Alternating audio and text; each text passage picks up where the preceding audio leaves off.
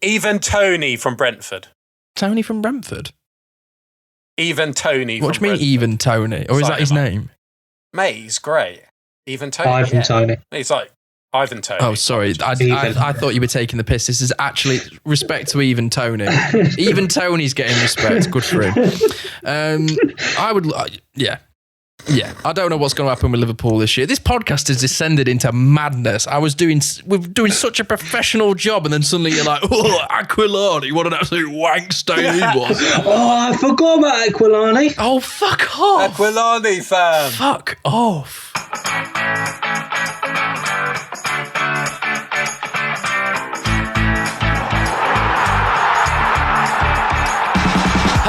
Welcome to FC Podcast. This podcast is your weekly fix of football. This is where me and the boys indulge in our love of footballing culture and everything else in between. If this is your first time listening to this podcast and you like what you hear, please hit follow or subscribe so that you never miss an episode. My name is Simon Scott, and as always, I am joined by Captain Fantastic, it's Carlsberg, Jack Hoban himself, and Bundesliga superfan James Hepworth, or known to most around these parts as Hansi Fickle.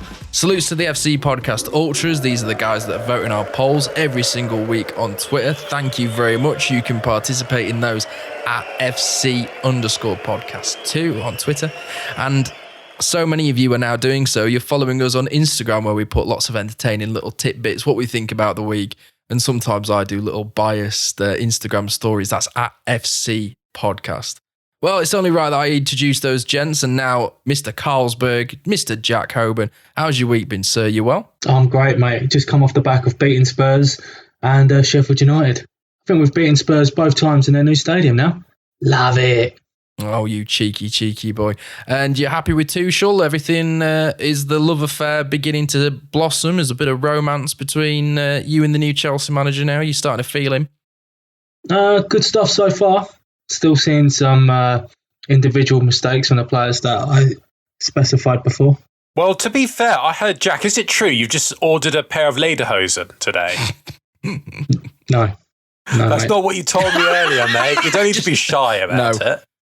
There's more chance of seeing me in a Pingu outfit, mate. Hey, no wrong with Pingu, mate. It's a Love classic Pingu. at Halloween. That voice, of course, is Mr. James Hepworth. How the devil are you, sir? He's got a little package in the post off my recommendation earlier this week. I'm a happy boy, I have to say, and I'm looking forward to indulging later on this evening. But yeah, as Carlsberg kind of hit the nail on the head, also a good week for Bayern. We beat Al Ahly yesterday 2-0. Who? I know, mate. I don't even know who we're playing against. But we in the final against Tigres on Thursday. Who? I know. Well, they got Gignac, to be fair. As soon as Gignac got brought up, I was like, yeah, I know who Gignac is. Pierre Gignac. Remember that? We'll talk. Oh, how rude! Cutting me up. Like I was going to say, you're stealing all my fodder. I've got all this to talk about a little bit later on. Of course, we have our segment where we talk about why the Bundesliga is apparently better than the Premier League. We call that the bare minimum. We call that the bare minimum, although it's only James that believes so. And also, as well, we've got a segment called Put Some Respect on That Man's Name News, where Big Mac Legignac might come up a little bit later. Right, gents, before we crack on, behind the scenes of this podcast, it may not come as a surprise to people that have listened to this before, that Jack is constantly schooling me and James in football knowledge. He's always testing us, mostly James, just to judge him on his football knowledge. It's constant, it's mate, like isn't it? constant fire, and you have to dodge out the way of all these questions. Otherwise, it's like, remember in Gladiator, where the Emperor's got his finger up and then he just goes down. It's constantly like that all the time with him. Oh, footballing opinions. I'll say something that I just think he's there with his thumb, shut up, fam. Although I got told off for doing that as well the other day. Wanted me to guess, who am I? I got Zambrot in the first go. It's like, nah, and the other ones, you got it wrong. Nah, I'm not having that. It's just come on. What? No, I said well played. Well, you're chatting shit yet again. Well, no. Afterwards, you wanted to attack me again. I was like, nah, I'll go to bed. I don't. The reason as to why I've brought this up. We've had lots of riddles and quizzes sent on the regular in our WhatsApp group, and we've been talking about it, and we've decided it's only fair that you have to struggle with them as well. So, Jack, you've got a couple of new brain teasers for us to play, and people can play along as well. So if randomly throughout the podcast we shout a name, it's because we're playing this game, which is called Who Am I? Do you want to just briefly explain the rules, Jack, before you cause me to have a stroke of genius coming up with names? Yeah, so the way this quiz works, I'm going to give a list of players' names, and I'm thinking of a specific player. And the player I'm thinking of has played with each of these 5 players throughout his career. Right, okay then. Let's hear the 5 names. I've got a bit of pen and paper. I'll write it down. And for those listening as well, so that you don't forget, write these 5 names down. See if you can figure it out quicker than we can. Are you ready? Right, so I've played with the following. Roberto Carlos. Oh, right, okay. Ruud van Nistelrooy. Oh. Patrick Kluivert. Nesta. Brazilian Ronaldo. It's not Clarence Seedorf, is it? I was about to say Seedorf. Yeah, it is. Shit. Yeah! Oh, mate! What a head, son! What a head! The thing is, it's like the Dutch thing just gave it away.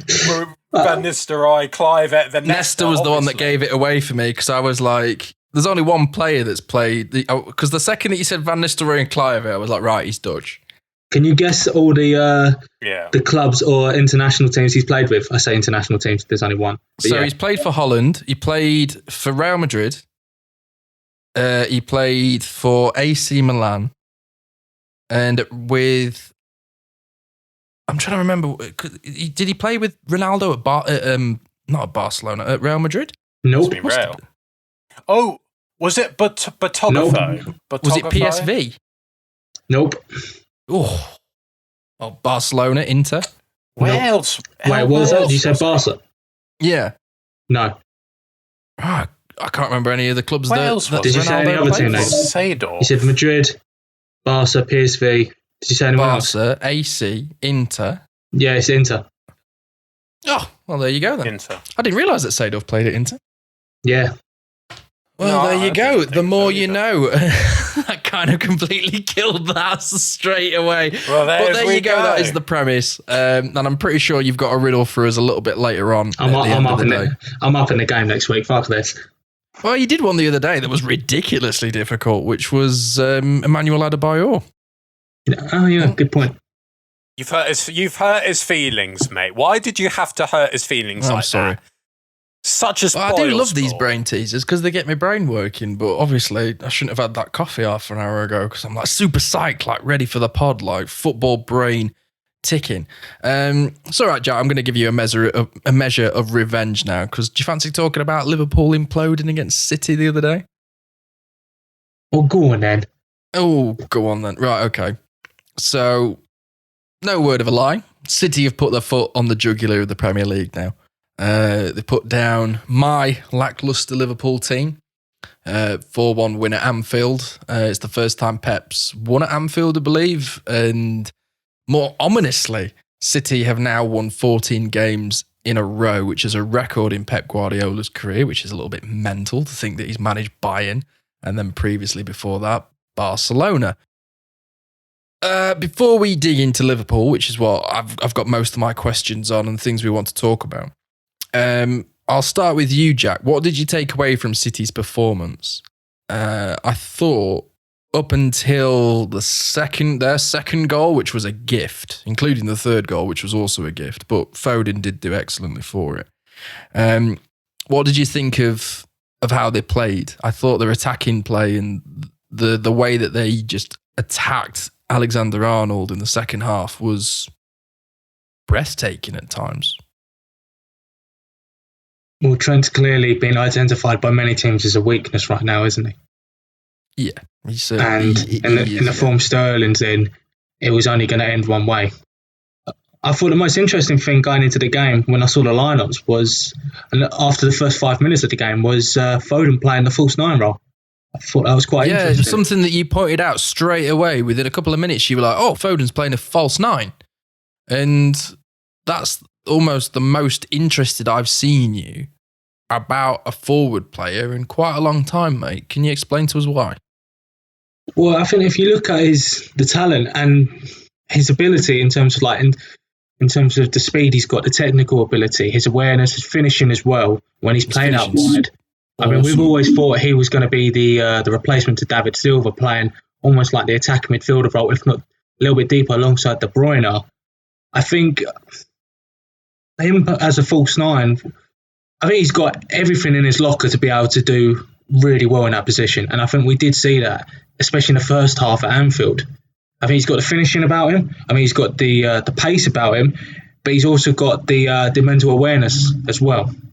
So he can make that inside run and he can come deep at the same time, which makes him very dangerous. If you're a centre-back trying to defend him, you're not sure whether to come out with him.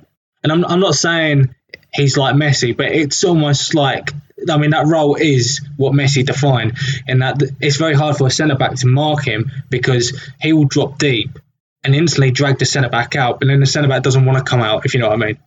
Well, if you look for the third goal, one of the things that he did exceptionally well was body Henderson. And that's not something that you see in Messi's game. It's not something that, he'll put a defender on his arse before he fights him off. And, I mean, you look at Boateng, he broke the poor man's ankles, but looking at what Foden did with Henderson, is he didn't necessarily bully him, but he isn't easily bullied. Now, that is something that Pep's not had in a false nine, somebody that, can move the ball around, but surprisingly can hold it up quite well. Yeah, I mean, in no way or shape or form am I comparing Foden to Messi as a player. I'm just talking about their positional senses. Wouldn't you agree, James, that a player like Thomas Muller has similar attributes? I would say that Foden is not necessarily in the mould of like Firmino or Kane, where he's going to drop back and do the real dirty work. But what he can do is take the ball and make all the others around him work less because of his ability to move passes, great movement, and his mental awareness. I think what the interesting thing where you compared Thomas Muller and Foden is they both are, Thomas Muller through and through Bayern, came through the youth products, has stayed with Bayern the whole of his career. Foden, in his interview, said, I want to finish my career with City. I'm City through and through. We saw that picture of, I think it was Jovic celebrating, and he's the ball boy behind. So he's not only talented, he's probably one of England's most talented players at the moment, but he's also got that passion to play for his boyhood team. And when you get talent and a passion to play for your home team, your club, your blood, that's a very dangerous mix compared to other players who, they don't, they're playing because it's their job to do well, but because that's his home-based team, it's just, I was blown away by Foden. I thought he was absolutely fantastic, and he's 21 years old. This guy has a bright future ahead of him, and it's refreshing to see such a quality player. As, seeing for England, where everyone last year was going Sancho, nah. This is the real deal. He is tremendous. Absolutely tremendous. Another thing that you can add on top of all those caveats that you have rightly alluded to, James, not only that, but he's under the coach who is infamous for taking an attacking midfielder and turning them into sensational world-beating forwards. Agreed. A cocktail of excitement for England fans, but also there is a sense of dread for everybody else in the league because Pep may have just found his new pet project. I think Pep's comments after the game on Foden was very interesting as well. So he spoke about how, the first time he found out about Foden, being told, there's an incredible talent in the academy and everything. But more importantly, he spoke about him playing in midfield because everyone just assumed he was going to be David Silva's replacement. And he was saying out wide, it's a different kind of mentality and traits that you need. You're just looking from an attacking point of view. Get the ball, either knock it into the box, have a shot. It's very fast paced. He said in midfield he's still got a lot more to learn about the game, saying about when to slow the game down at your own tempo, when to then speed it up, when to then make that killer pass, when to just lay it off to someone near to you, what option to make. And he's basically saying Foden's still got a lot more to learn in terms of his decision-making and mentality as a midfielder, which would suggest that he may not play him as an attacking midfielder for a while, if that makes sense. If you get what I'm saying. I know, I completely see what you're saying, but then when I look at City's squad and you see De Bruyne, Bernardo Silva, I don't necessarily think they need Foden in that position. I think... Potentially not, no. The position that most eludes City at the moment is an out-and-out striker. But when you've got players like... Well, Foden's not going to be the out-and-out striker. No, but when you have players like Sterling, Mahrez, Ferran Torres is there as well, they'll probably bring in another player of that ilk because Pep loves us. I reckon they'll get a striker in the summer. But if they don't get a striker in the summer, I could very easily see Foden being pushed into that sort of area because if he needs the spatial awareness and knowing when to slow the game down, these are all, like you've said, Jack, elements required in a good midfielder. Maybe take those responsibilities off him. Maybe he should be pushing his attacking game more and getting him into more attacking outlets. I don't think that would be smart of City to just push him as the false nine going forward next season and not bring in a striker.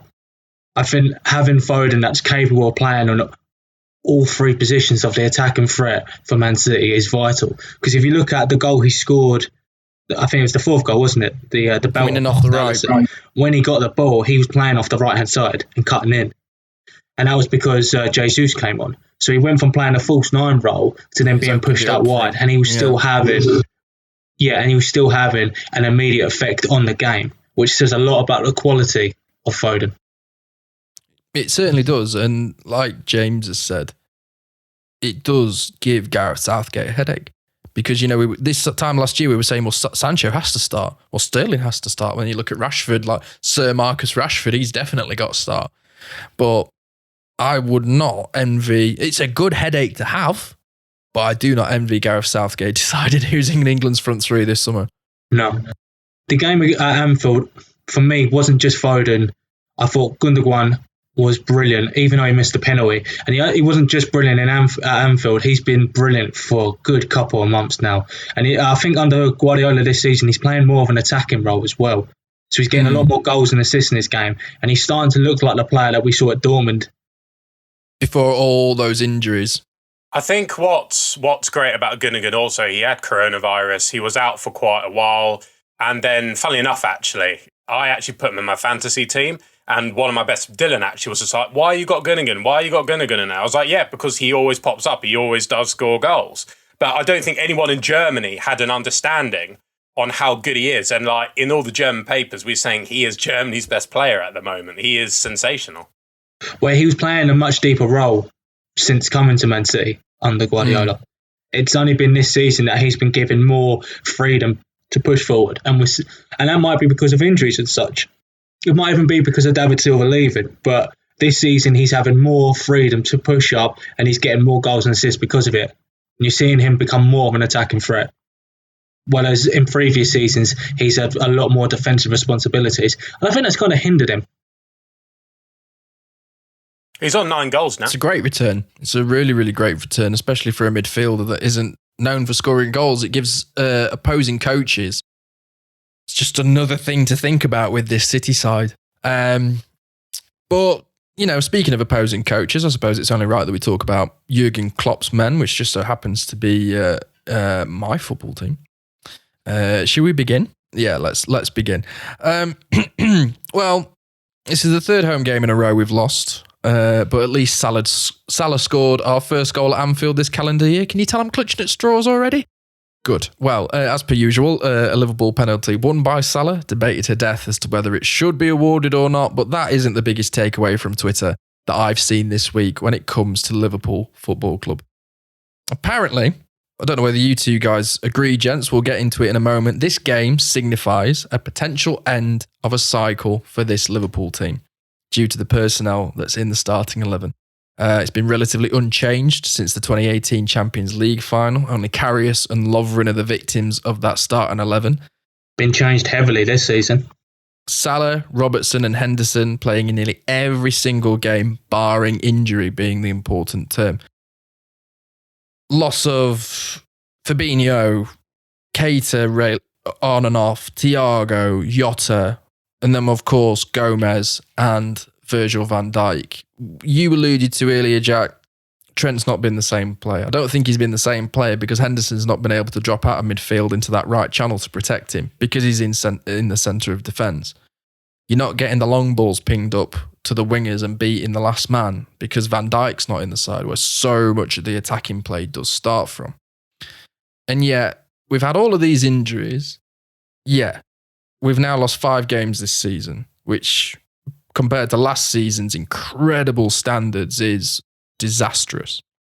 But all I have seen for the past day is Liverpool need a rebuild. Liverpool at the end of a cycle. Less than a year, we dismantled the league.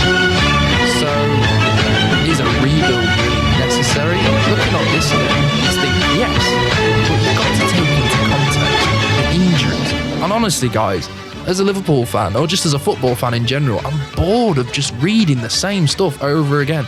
They have a good game. They have a good season, they win the league. This is a dynasty. Liverpool are going to win the league for the next 5 years. And then literally a week later, they're like, oh, people are asking for Klopp to be sacked and be replaced by Gerrard. Oh, Liverpool have not done... And I'm just like, oh, for God's sake, is it because of the club or what? I don't know, but...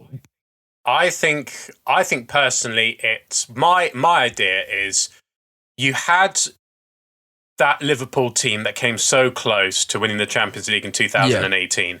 They then went the next year to win the Champions League, and then their goal was to win the Premier League. They've now done and completed what they set out to do. Now you've got players like Salah and Mane thinking, I've done what I had to do. I've got what I wanted. Do I need to give my all now? Do I have to go through the whole process again? You've probably got players who are thinking, I've kind of done it now. Maybe I could potentially go somewhere else now. But that's just a very small element of it. But I think it's just that stagnation thing of that, it's the same crux of the same team. But then Van Dijk's a big miss, as you alluded to, with Gomez a big miss as well. So I think it's that lacking that leadership as well. I think it's the lack of leadership, as well as maybe a lot of players just getting complacent and just like, I've done what I've had to do now. I just want to move on to something else. What do you think, Jack? What do you think of this? Greatest team the Premier League's ever seen. 8 months later, we're talking about this is the worst title defence ever. I'm just going to give a stat here. This time last year, City were 23 points behind Liverpool. And not one mention of this argument for City last year. I'm not trying to look at this from a Liverpool point of view. I'm trying to look at this from a league-wide media representation. Let's put a bit of context into this, please, and not just blurt out the first thing we think of. Yeah, for me, a rebuild? No, not necessary. I think what a lot of people don't realise is how difficult it is to win back-to-back Premier League titles. I think a lot more respect needs to be put on Guardiola and Man City's name for doing it back-to-back, because the last team before them to win back-to-back Premier League titles is Manchester United in 08 and 09. And I think this decade, the 2010s decade, has shown how difficult it is. So when Man United won the league in 2011, they couldn't win it again in 2012. The Manchester City team that won it the first time couldn't win the league back-to-back. Mourinho came back with Chelsea. They struggled the following season. They won it. Same with Conte. Same with Man City with Pellegrini. Same with Leicester. I think what Liverpool need to do is, half the team's been out at one point or another. Next season, maybe add a bit more depth. Maybe bring in another. I think the key is improving with one or two big players. I think that's the key. Not selling anyone, but improving the squad. And I think what history has shown us in the past is that if you look at the Man City team under Pellegrini, or for example, the Chelsea team, when they won the league with Mourinho, and then it was just a complete disaster the following season, finished 10th. They didn't sell many of the players. They just improved on the squad a little bit. The likes of Kante came in. Okay, we brought in Alonso and Batshuayi and Luiz. But in that first season with Conte, the squad, the spine of the squad was still there, and they went on to win another league. Between the Man City squad and under Pellegrini and the one with Guardiola, yes, there were some small key changes to the squad, but at the same time, the spine of the squad was still there, and they were able to win the league again. A lot of those players are still there as well. Exactly. What you'll see with Liverpool next season is they may be a better team for it. They may be more hungry. They may be more focused. I agree with James. Complacency is definitely something that may have trickled in along with the injuries. If you get one or two key signings in, add that to the squad, I think they'll be fine and they'll be back for the title next season. Now, see, you've brought me on beautifully to my next question. What players do you think they'll target?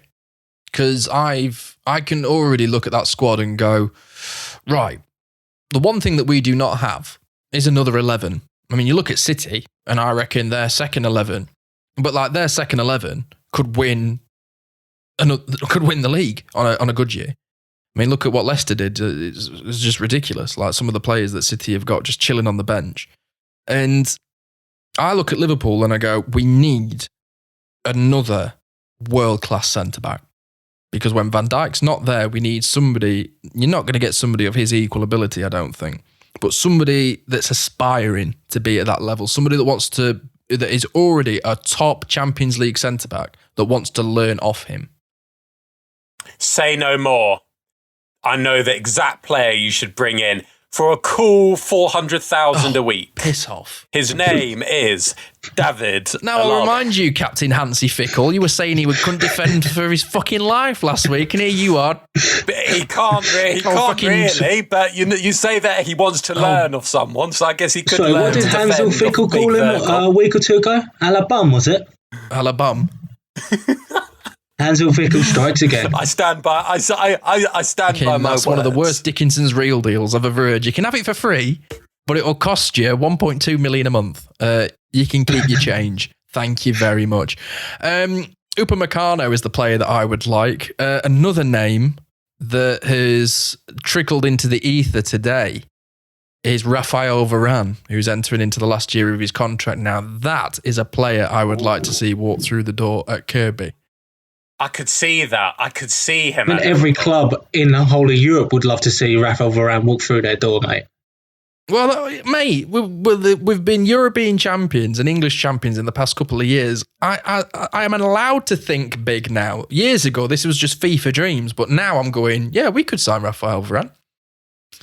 Back in the day, it was Andrea Dossena who was your best guys, option. I have been through some shit, all right, trying to get to this point. Cotes, Sebastian Cotes. Fucking hell, we've had some bad players. But another player you said as well, Simeo Pungo, or whatever his name was, the striker. Simeo Pungo. Oh, David Ungo. Jay Spearing and gone. You remember Traore's own goal in the FA Cup game for Liverpool where he tried to do like a roulette, ended up going backwards into his own goal? Yes. Jimmy Traore, yes, what a player. I know, like, it's just... But... Oncho, Stephanie Oncho. Jay Spearing. Stop bringing up Jay... Even Jay Spearing doesn't want to do it. He started an FA Cup final for Liverpool. Jay Spearing started in an FA Cup final for Liverpool against Chelsea. Ramirez had a fucking field day. Awful. Oh, I loved Ramirez. I can't believe we sold him. Charlie Adam. Oh, look, Charlie Adams. Yeah, this isn't about who we've had. Stuart Downing. They chose to sign Stuart Downing over Juan Mata. On behalf of every Chelsea fan in the world right now, thank you, King Kenny. Thank you very much. Borini. Wait, leave him alone. Borini was part of our academy. Just goes. Oh, this. Ricky Lambert. Do you remember the Welsh Xavi? Oh, Alan. Oh, what about Markovic? 35 million. Markovic. Guys, I want us to talk about players that we should sign, not players that we shouldn't have signed, because we could do another podcast on that. Fucking hell. Who? What? Karius. My favourite was still the Brazilian keeper, Doni, who just went back to Brazil. He was so depressed. And he didn't turn up to training once. And he was back in Brazil. I think they called him, like, where are you? He was like, oh, I'm in Sao Paulo. Sick of the rain. Don't blame him, mate. I wouldn't want to live in Liverpool either.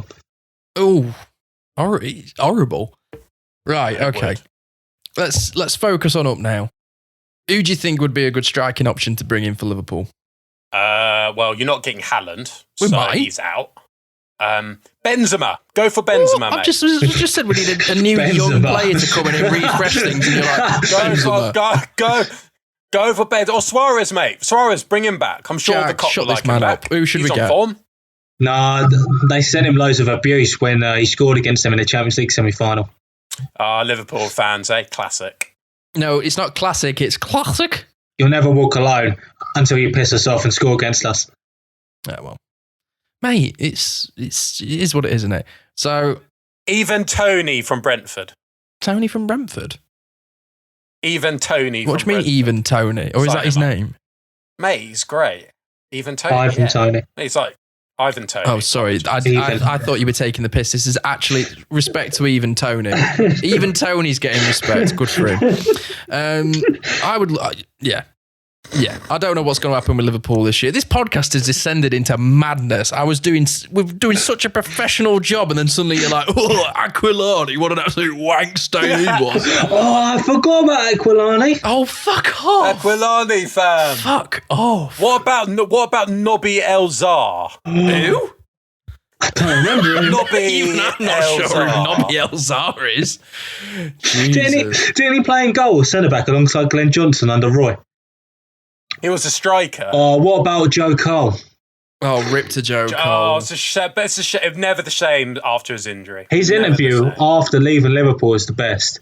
The way he said like he got there, and he said the people in that club were so convinced they were the biggest club in the world. And he was like, it's just not the case. Like, he was asked for Liverpool FC TV or whatever, like, what's it like for signing for the biggest club in the world? And he said, I didn't really want to say it, but he's like, in my head I was thinking, well, I haven't. They haven't won anything since the 80s. Yeah, it was a bad time. Liverpool around 2012-13, was it? Mate, you even had John Joe fucking Shelvey. What's going on? Fucking hell. All I asked you was, who do you think we should sign? And you said, like, oh yeah, look at all these fucking shit players Liverpool have had. Andy Carroll. Carlsberg, mate. We forgot one great Liverpool player. What's that? John Joe Shelvey. Oh, Voldemort. John Joe Skeletor. John Joe. Oh, Martin Skirtle as well. Miss him. We had that one season where he was like the best goal scoring centre back in the world. If referees were consistent on giving penalties for grabbing shirts inside the box, you'd give away about 3 a game starting Skirtle. Yeah, well, he's been let go by his old club in Italy. Not in Italy, sorry, in Turkey. I never got an answer out of you guys. Who do you think Liverpool will sign as a striking option in the summer? I said even Tony, fam, but you don't listen to me. I did, but it's not really relevant, is it? Well, that's all you're going to get. You're not going to get anyone else. Right. I don't think Haaland's going to leave in the summer. I think it's going to be 2022 when the buyout clause is activated, simply because I don't think he'll want to leave. I think the way Raiola's structured out his moves or engineered the moves has been quite to a point, if you know what I mean. No, he's very calculated. Yeah, so I do think he'll leave when the buyout clause is activated, as they feel that will be the right time to leave. I think Lautaro and Martinez could end up going to Manchester City. I'm trying to think of a striker that would suit Liverpool right now. Immobile? Nah. Too old. That would not be a good move right now. No. I've been reading today, apparently City have been linked with Lukaku. Yeah. If I was Lukaku, I would not make that move at all. You stay in Italy, mate. No, You're a king in avoid Italy. that Stay in Italy. Don't come back here. He's playing in the perfect setup right now with Conte. Exactly. The team's built around him. I genuinely don't see who Liverpool can get in other than the big names. Where we're talking like Mbappe or. Oh, I'll tell you who could be a good one. Who? I mean, I'm not sure in terms of the pressing, but he'd definitely be suited to a similar role to Firmino in that sense. With Paulo Dybala. Olivier Giroud. Dybala. I would love Paulo Dybala. Anfield. He's not starting week in, week out. I think he would be awesome with us. I'd hate that to happen, honestly. I know, because he's one of your top 5, but no. What about Ibrahimovic? He's young and youthful. Honestly, what is wrong? If you're not going to say anything, decent, don't say anything at all, as my nana used to say. And yes, she was from London before you start. Right, I think after that fine debate, if that's what we'll call it, a mass debate, if you will, of the Premier League, I think it's only fair that we discuss your Farmers League, James, in Germany. So it's time for this. Oh, shit, this again. Where's the music?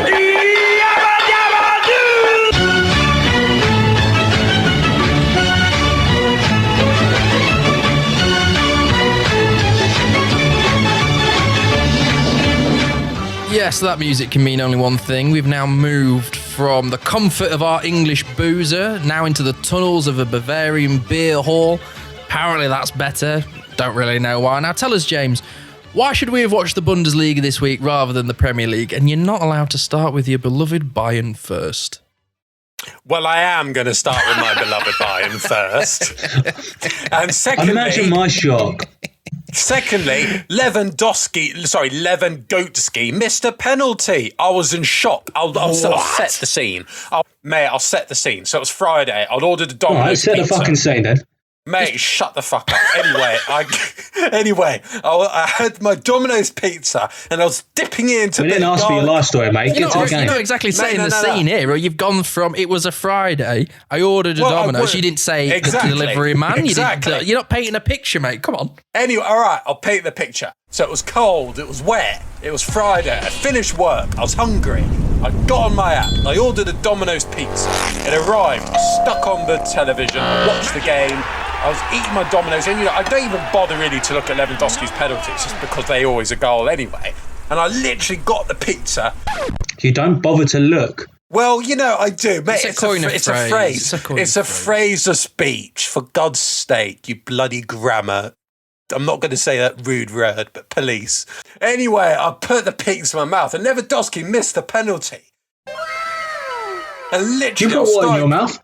I was literally choking. It was a bit like that scene at Pineapple Express when Seth Rogen is like coughing on his spliff. I was like, Sorry, something went in your mouth and you started choking. Anyway, I don't know where I was going with this. So yes, Bayern. It was a very boring game. There was only there were two great opportunities. The first one, Kingsley Goatman scored, and the second one,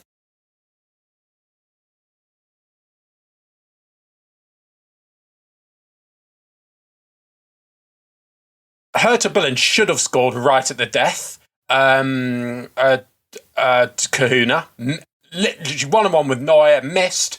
So that was a good victory. But if we are going to talk about the other great results, Dortmund fucked it once again. They in lowly 6 on 32 points, miles away from Bayern. Bayern would need like a periscope to see where they are. Awful. So they lost to Freiburg. Are they in danger of not getting top 4?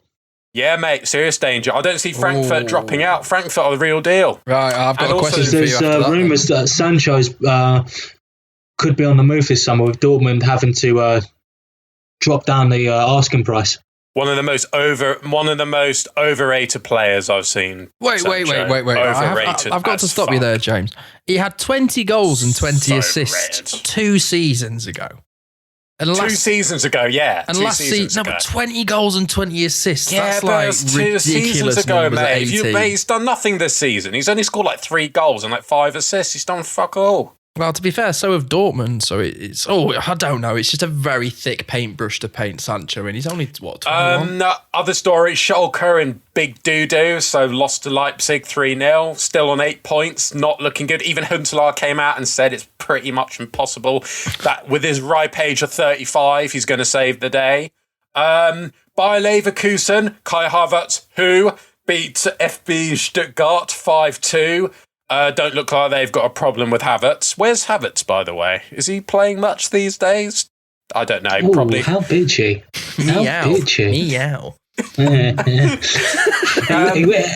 He went from choking on his Domino's to trying to choke me.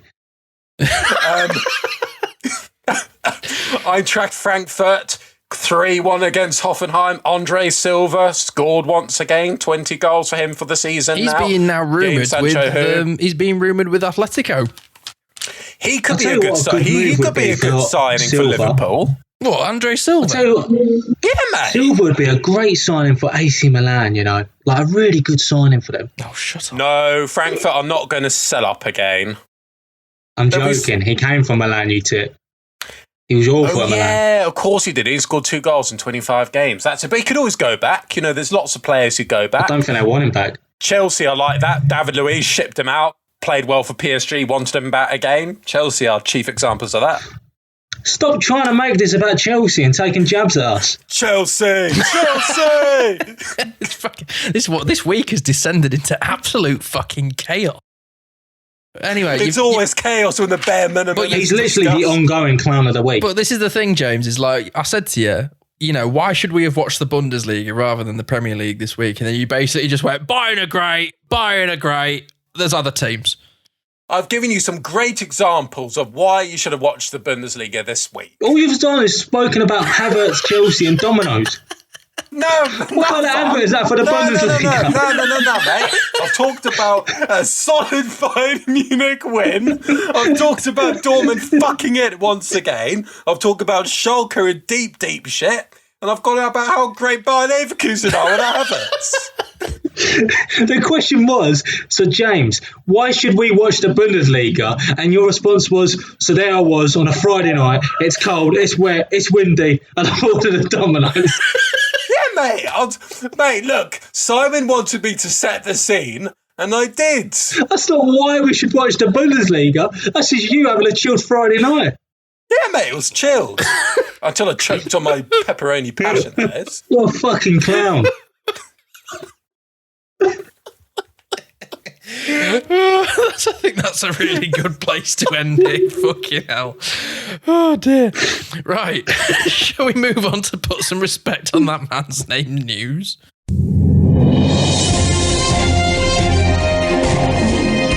Put some respect on that man's name. Yes, that music can mean only one thing. It's time for Put Some Respect on That Man's Name news. I'm your anchor, Simon Scott, and tonight we discuss... I feel like we need to put some respect on the Bundesliga. We discuss why the Bundesliga is cold, wet, and worth the Domino's on a Friday night. I put so much respect on the Bundesliga. Well, anyway. He just fucking disrespected his own fucking league. Offhand, it was why should we watch the Bundesliga? Well, that wasn't a Friday night ordering a Domino's. This is a man who 5 weeks ago I was like, so what did you think about that result? He goes, I don't fucking know, they're a shit club. I don't watch other teams in the Bundesliga. I don't watch the Bundesliga. Oh, good thing you're a German expert. Thanks, Al. Chief. Back to you in the studio. Fucking hell. Studio. Well, one of the players that I desperately want to put some respect on this week is somebody that's going to come up against James's beloved Bayern in the Club World Cup final, and that is Andre Pierre Gignac the Big Mac, a FIFA 15 beast from back in the day. Why do I want to put some respect on him?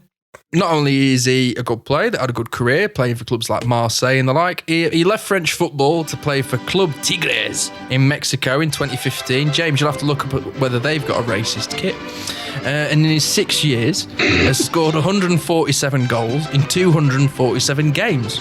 He's won La Liga MX Apertura 3 times in a row between 2015 and 2017, and only last year won the CONCACAF Champions League in 2020. Last year alone, scored a Puskás-nominated goal, scored the winner in the South American Champions League final, and then scored 2 winning goals in 2 winning games to take Tigres to the Club World Cup, where they're going to batter Bayern Munich and stop them from having the sextuplet. Thank you, Gignac Le Big Mac. If they actually do win, James, I'll wait until you have your German Domino's, and then I'll have a Big Mac to celebrate Gignac, and we're all good, mate. Honestly, if we don't win the sextuple and reach the same record as Barcelona has because we lost to Pierre Gignac Big Mac, I am going to be very, very sad. He's going to be there on a Friday night. It's cold, wet, windy. Bayern have just lost. He's ordered himself a Domino's. Just cheer himself Mate, up. I'll be like dabbing the tears with like the pepperoni passion. Wasn't Gignac the one that missed the sitter in the Euro final in 2016 for France? He hit a post, didn't he? From like 5 yards. Yeah, that's it. Yeah. He's massive. He looks basically like Giroud, fatter version Giroud. Because I believe he's one of the only players to play in the Mexican League and the Euros in the same year. Makes sense. Very random move. He must love Mexican food. That's all I can put it down to. Yeah, nothing to do with being paid a shit ton of money. Nah. Nothing to do with being paid a shit ton of money in a country. See the size of him, mate. He probably eats burritos every day. Thing like is, enchiladas. you can get for $2 in Mexico City, you can get a bowl of Doritos and 4 bottles of beer for that. So anything he's making out there, he's going to be living a great life. He'll be in Cabo, like blowing it up and having a wicked time. Put some respect on that man's name, James. Honestly. 100%. I concur. Yes, well. Go on, Jack. Who have you got in this week's news? Well, I'm going for another player that battered Liverpool at the weekend. It's a player that usually gets a shit ton of abuse whenever he plays Liverpool. Raheem Sterling. Oh yeah, I thought he was. Heard of him. Foden's going to get all the headlines, and rightly so. But I thought Raheem Sterling was nothing but sensational against Liverpool on Sunday. I thought he gave Trent absolute nightmares. He made Trent look so bad that Klopp ended up bringing on, I think it was Milner in the end, to end up giving protection in front of Trent. And Sterling still did work. He was still giving them grief. He was brilliant. I mean, he got the penalty that Gundogan missed. You could say, Jack, it's not the first time that Sterling's got round protection and ended up with a few goals. Oof. Whoa, mate. Not bitchy, are you? What, me? Never. Fucking Judas. Not because he fucking battered you on Sunday, pal. Where's Joe Gomez when you need him? Fuck's sake. Sitting on the sidelines watching Sterling run wild. Running wild on you. Well, Brother. That's a very good suggestion for this week's Put Some Respect on That Man's Name news, whether I like it or not. James, other than the Bundesliga, dominoes, Probably be a fucking Bayern player, won't it? What Bayern player have you got us to put some respect on this week? Is it Muisala because he might be choosing Germany over England? No, but this player has the ability to play for the great and mighty Bayern. Oh, God. To be fair, he's arguably one of the best amateurish players I've ever seen. Because you know what? I'm thinking outside the box this week. Dangerous. He's going for Mark Wright. Dangerous. It's going to be me, fam. Me. What? I am. Put some respect on that man's name news. And I'll tell you why it's me. So, I've got a dear friend who's an ultra and As if this pod couldn't sink any lower. Come on. Who listens to our podcast, Mr. Chad. Anyway, when I was working in Frankfurt many moons ago, he invited me to play some football with him and his team because I told him I am, in Twickenham, I'm commonly referred to, other than James Hepworth, Bundesliga expert, I'm referred to in Twickenham as the Twickenham Pele. I am a revered amateur footballer here in Twickenham. I've got the highest goal tally in the Marble Hill Under-15s Cup, as well as the Marble Hills Under-16s Cup. Anyway, a long story short, this man, myself, I'm always bullied by this ultra. Why I'm bullied by him, I just am. And Because you're a mug. No, well, that as well. But he thinks I'm... actually, don't put his surname in there because he works for the US government. Don't put his surname in there because you'll get angry. Actually, don't say I put that... Oh, fuck. Anyway, just his name is just Chad, and he always has a go at me, saying that I'm awful at football, and I'm not awful at football. I'm actually very good. So that's why. Put some respect on that man's name news for this episode goes to me. Just cut his bit out of the pod. This is shite. No, I think it's very, very fair if an ultra's calling him out and he needs some respect putting on his own name. I think it's only right that he puts himself in there. And now it's time for Clown of the Week, where we're also going to find James for that absolutely outrageous suggestion. There we go. No, to be honest, mate, but the fact that you referred to yourself as the Twickenham Pele, when... Well, yes. Standing at 6'6", there are many players that you could have been, described as. But the one thing that you were saying is you may be the highest scorer. The only thing that's high, mate, is you, because you are talking absolute bollocks. Honestly.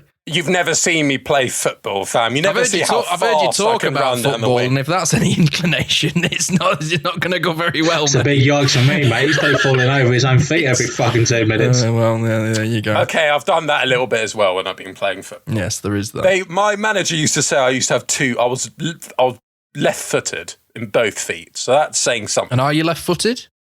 No. Oh dear. Right, okay, then I think that's a very, very good time to move on to this week's Clown of the Week.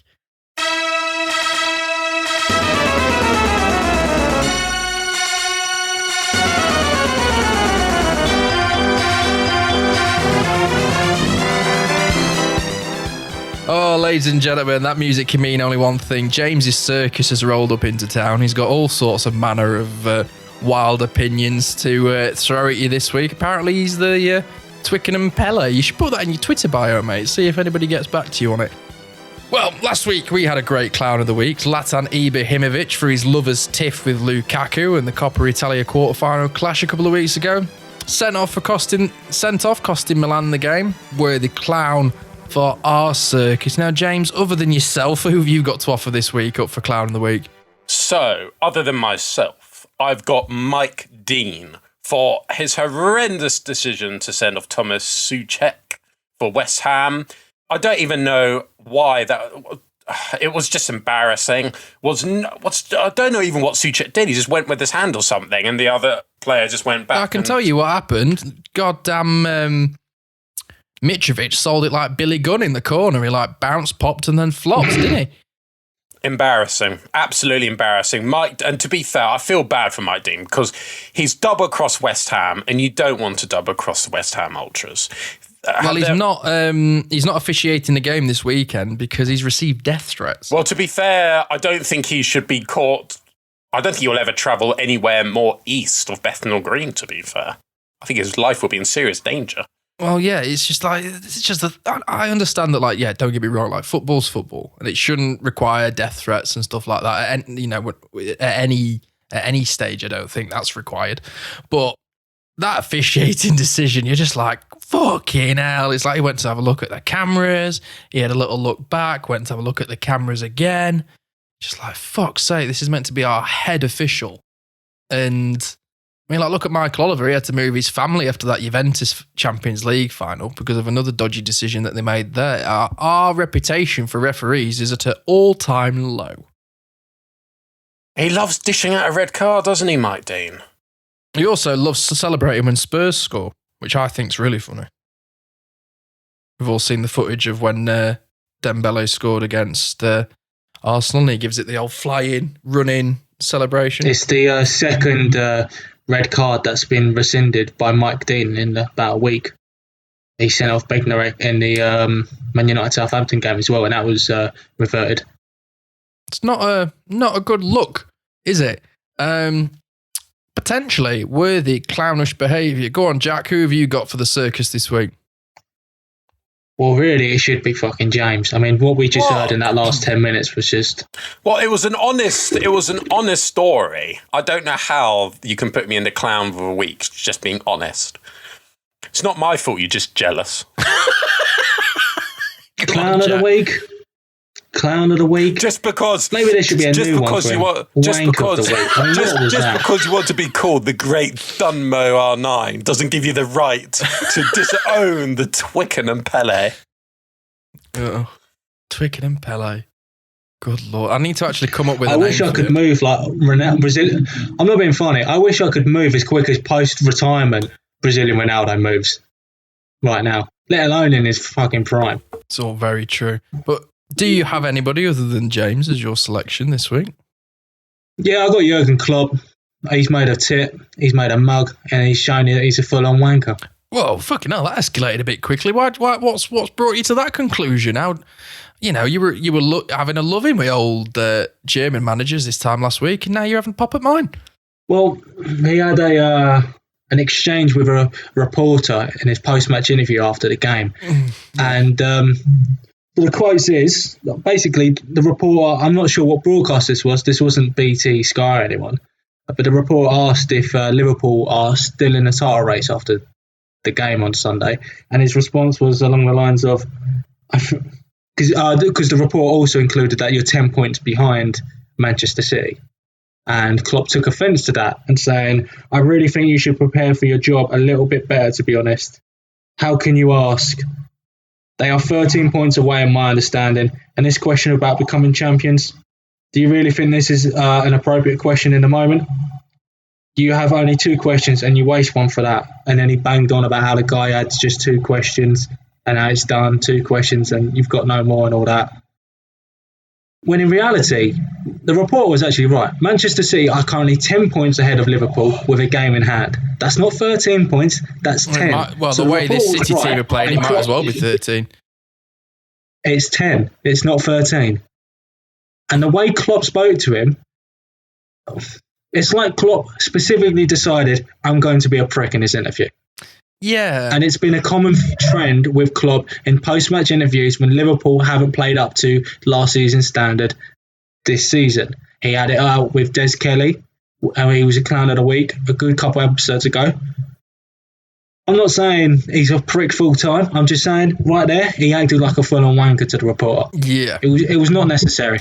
He basically saw his team have a piss-poor performance in that second half. Alisson just lost his head and he decided to take it out on the reporter. It was unnecessary and he looked like an absolute mug. Yeah, he's not exactly endeared himself to anybody for his behaviour in that moment. I've actually chosen not to watch the interview because I'm kind of tired of Klopp making excuses at this point. He's talked about penalties, he's talked about decisions, he's talked about scheduling. He wasn't even making excuses. He was just... he didn't really talk about the game or anything. He just tried to mug off the reporter. Making headlines about something else other than his team playing wank. I saw in one report that he said that Alisson may or may not have had his poor kicks to concede 2 goals because he had cold feet. Now, I'm getting a little bit tired of hearing these excuses. You think with the way Man City were attacking that goal, he'd be on edge the whole time. Exactly. He'd be moving about. Exactly. 2 very good clown suggestions. An honourable mention for me is Alisson. Karius-esque, I would say, against City. We were in that game until then. And just say the first time he did it, I was just like, what is he doing? And then he did it again straight afterwards. You're just like, oh, for fuck's sake. I was like, we were in this game. I was like, we aren't playing well, but we're in this game. And then Kepa's just like, oh, hold my beer, chief. It's like, fucking hell, says I need to up my game next time I play Well, to be Chelsea. fair, you do have that good Spanish keeper on the bench you can put in for the next game. Well, Adrian, he's not playing. He's got paper. He's got fucking paper towel hands as well. He's not. He doesn't even make the bench now, does he? He's not even in the squad anymore. It's the Callagher, the Irish kid who's the youth product that's now there. I mean, there's no saying that Alisson isn't probably. Well, there's arguments on his day that he is the best keeper in the world. And then there are arguments where he's in the top 5, top 10. However you put it. Not for me, Chief. He's an unbelievably class keeper. However you want to spin it. But keepers have bad days, but that was a hell of a day to have a bad day. Oh, well, looking at our notes there, it seems only right that we choose one clown out of the lot. And do you know what? I'm going to have to... If you vote James, I'll vote him as well. I was going to vote Mike Dean, simply because having 2 red cards rescinded in the space of a week is not a good sign. And it's just, it's, what Klopp's doing isn't new. It's not the first time he's earned a Clown of the Week award for it, and it's not very often. To be fair, what Mike Dean's doing isn't new either. Well, yes. It's new for this podcast. I'm just ecstatic it's not me. Oh, mate, you will always be our clown. You will always be our clown. Yeah, biggest clown of this podcast. Just for now, Mike Dean is our Clown of the Week. Right, we are hurtling towards the end of this podcast. We are now getting towards the time where we indulge in the Hall of Fame. But before we do so, we had our little game of Who Am I that lasted about 3 minutes earlier. Which about 30 seconds. Yeah, sorry about that, Jack, which was the answer of Clarence Seedorf. Now, you've got for us a buy, sub, and sell. I always love these debates. Start, sub, sell, not buy. Start, sub, sell. I'll say it again. I always love a start, sub, sell debate. So you've got one for us here, and what's that, mate? So it's going to include Clarence Seedorf, Edgar Davids, and Michael Ballack. Three midfielders that could do it all, both sides of the pitch. Start, sub, sell. Who are you taking? James. I'm going to say start Seedorf, bench Ballack, and sell Edgar Davids. Probably going to say the same. I'm the same as well. I see Ballack is absolutely class. And Seedorf, 3 Champions Leagues with 3 different clubs. But Edgar Davids, he did play for... What a player, but he has played for Spurs and Barnet. So, Palace as well. And on that logic alone, he's sold. I'm not an anti-Spurs podcast, but after we've got a very passionate Chelsea fan on the podcast, we're not allowed to be. So I'm just feeding into it. Michael Ballack is an absolute baller, but he was not quite on the level of Clarence Seedorf. So that's it for me. Start sub-sell, starting Seedorf, subbing Ballack, and selling Edgar Davids because you'll get extra money for his glasses alone. Or a Specsavers deal, depending on where he's going. Right, should we start the Hall of Fame? I think we shall.